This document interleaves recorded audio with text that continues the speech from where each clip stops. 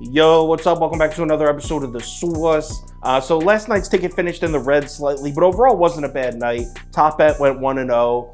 Also, if you bet the Dallas game when I uploaded the video yesterday and got Dallas plus 3, you cashed. The way I do it is when I post my ticket, I give out whatever line is best at that moment. And at that moment, it was Dallas plus 1, but I'm sure a lot of you got Dallas plus 3 and cashed. I don't like giving out lines that aren't available anymore. It doesn't make sense. What's the point of that? So unfortunately, I do have to count Dallas plus 1 as a loss on my record to keep it consistent, but overall really wasn't a bad night. Let's move on to tonight. Just 4 games. Obviously not going to be a monster night of betting. I'm sure a lot of us are looking at the Sweet 16, but still, let's dive in. Welcome to The Source. The Source. Source.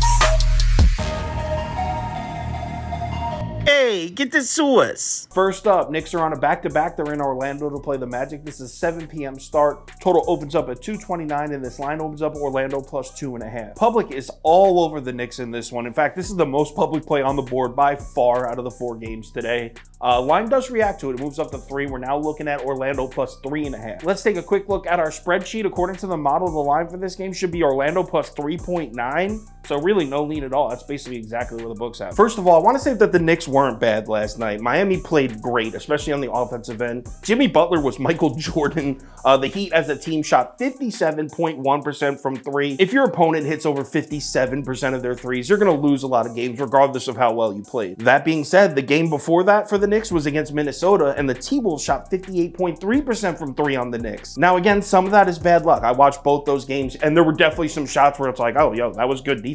I mean, if they're going to hit a 27-footer contested, yeah, there's not much you can do about it. But also, the Knicks perimeter defense, this is definitely an area of concern, especially since the playoffs are right around the corner. The perimeter defense is supposed to be the bread and butter of this Knicks team, the way it's built.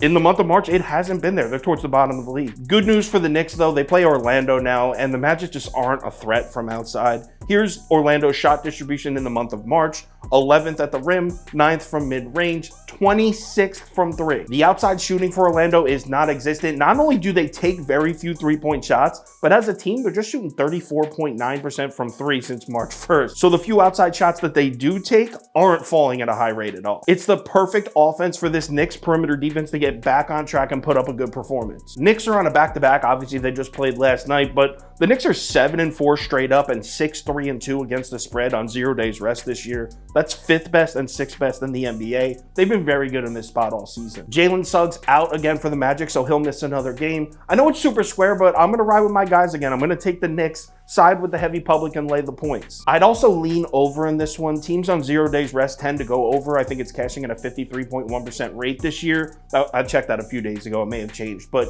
usually it tends to go over. But I'm probably going to end up staying off that because the way the Knicks perimeter defense got lit up from 3 in their last 2 games, I can truly see Thibodeau like, yo, we're slowing this game down. We're getting back to the basics. We're playing half-court defense. I can see him making an adjustment. So let's head over to OddsJam, try to steal some value on this bet. We like the Knicks here.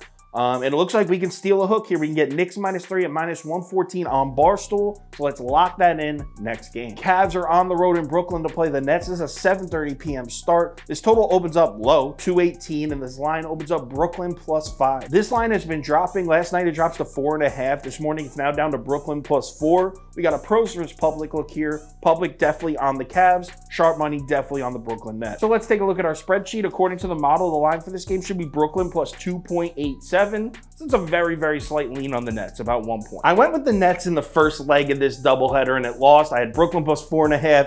They were down 6. And in the final 10 seconds, the Nets had 2 great looks, missed them both, would have gave me the cover. We didn't deserve that win. It would have been a lucky cover, but it would have been nice. Positive regression, definitely on the side of the Nets in this one. In the first matchup the other night, Cleveland shot 48.3% from 3. Brooklyn shot just 27.3% from 3. Brooklyn's a solid outside shooting team. In fact, they're probably a better three-point shooting team than the Cavs are.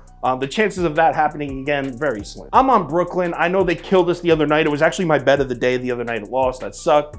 But still, I'm riding them again. Give me the points. I'm on the Nets. So let's head over to OddsJam, try to steal some value here. We like the Nets, and check it out. We can get Brooklyn plus 4.5 at -115 on BetMGM. I'm pretty sure, if my memory serves me correct, that's the exact same bet at the exact same odds on the exact same book as the other night where we barely lost. Hopefully we win this one though. Let's lock it in. Next game. Charlotte is on the road in New Orleans to play the Pelicans. It's an 8 p.m. start. Total opens up at 225 and this line opens up Pelicans -8. Last night this line drops down to 7.5, but then this morning it's back at 8, then 8.5.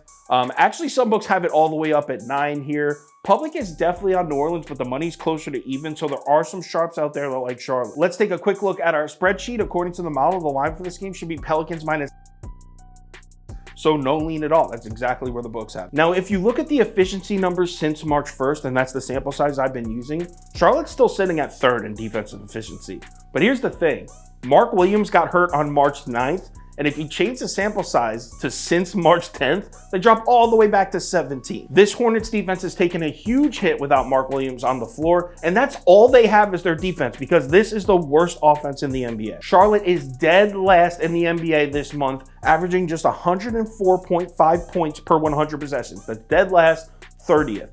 29th, the Detroit Pistons at 108.8. So the Hornets are the worst offense in the NBA right now by a mile. I don't love the way this New Orleans team is playing right now. That being said, we got to give them credit. They've been solid as hell at home all season. 23-13 at home in the season. That's 10th best in the NBA. Also, just in the last 10, 11 days, we've seen the Pelicans dominate 2 bad opponents at home. They beat the Blazers by 17 and they beat the Spurs by 35, all within the last week and a half. Charlotte is most definitely a bad team, and I expect the Pelicans to handle their business, win and cover this number. I'm on Norm. So let's head over to OddsJam, see if we can steal some value, and check it out. We could still get 8.5 at -110 on both FoxBet and PointsBet. So give me New Orleans -8.5 at -110 next game. OKC on the road in LA to play the Clips again. They just played the other night. 10:30 p.m. start. This total opens up at 231. Line opens up Clippers -2. This line has definitely been moving. We're up to Clips -4 now. I actually saw it at 4.5 on a few books. I'm a little concerned with this line movement because the public is on OKC, or at least leaning OKC as far as I can see. Nobody on the injury report yet, so we got to keep an eye on this. So let's take a quick look at the spreadsheet. According to the model, the line for this game should be Clippers -7.13. So still, even after the line movement, we're looking at a 3-point lead on the Clips. So is SGA going to play for the Thunder? I mean, all signs point to yes. I don't see any reason he wouldn't play. He's played in 3 straight games. He has sat out in both the back-to-backs the Thunder have had since he returned from injury. He sat out in both of them. That being said, this isn't back-to-back. They had a day's rest yesterday, so I really don't see why he wouldn't play. But again, don't really understand the line movement. And if you're Oklahoma City, can you really afford to rest this guy right now? I mean, sure, you're sitting nice in the 8 seed right now, but if you lose this game, by tomorrow, you could be back in the 11. That Western Conference playoff race is insane right now. Oklahoma City is now 19-8-3 against the spread as road underdogs. They are dominant in this spot. I really don't see how we can fade them here, especially because the Clips are now without Paul George, who's going to miss the remainder of the regular season. Norman Powell is still out. You can make an argument that that's 2 of the Clippers' best 3 scorers gone tonight. Also, I said this the other day in Tuesday's video. The Clippers play great defense against the mid-range, great defense against the 3-point shot recently. But what is their weakness? They can't protect the rim, and all Oklahoma City does is attack the basket. So here's our dilemma. Do we take the obvious pick with OKC?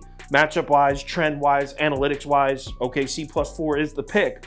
Or do we read this line movement, which is moving definitely towards the Clippers, despite the public being OKC, and we bet the split and go with the Clippers here? I'm betting the split, and I hate it. I'm cringing already thinking about it, but I'm going with the Clips here, man. Give me the Clippers. If anything changes with any of these bets, I will let you know on Twitter, so give me a follow there if you're interested. Also, if you want the full ticket, which has every single bet I'm making for the night, top bets, parlay of the day, that kind of stuff, head over to KyleKirms.com or download the Sauce Network app. All right, NBA Thursday, let's have ourselves a good one. Remember to bet responsibly, and I will talk to you on Twitter.